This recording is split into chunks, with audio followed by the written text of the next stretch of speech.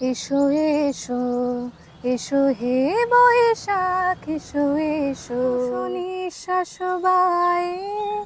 বাহ, দারুণ গেছিস তো, থামলি কেন?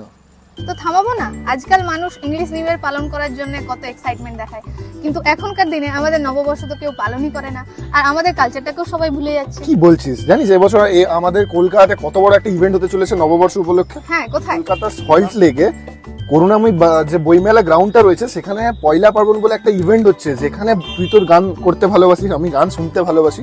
আমাদের বেঙ্গলের রিনাউন্ড সিঙ্গাররা আছে, যেরকম ফকিরা, ফসিলস, ক্যাকটাস, চন্দ্রবিন্দু এবং ইমন চক্রবর্তীর মতো মানুষজন ওখানে গাইছে, লাইভ সিঙ্গিং হবে। তাই নাকি? হ্যাঁ, 12 থেকে 15 তারিখ অবধি কিন্তু হবে এই ইভেন্টটা। তো গাইস, তোমরা যারা এই ইভেন্টটাতে পার্টিসিপেট করতে চাইছো তোমরা কিন্তু টিকিট কেটে নিতে পারো। টিকিটের দাম মাত্র 99 রুপিস, যেটা তোমরা পেয়ে যাবে জোম্যাটোতে।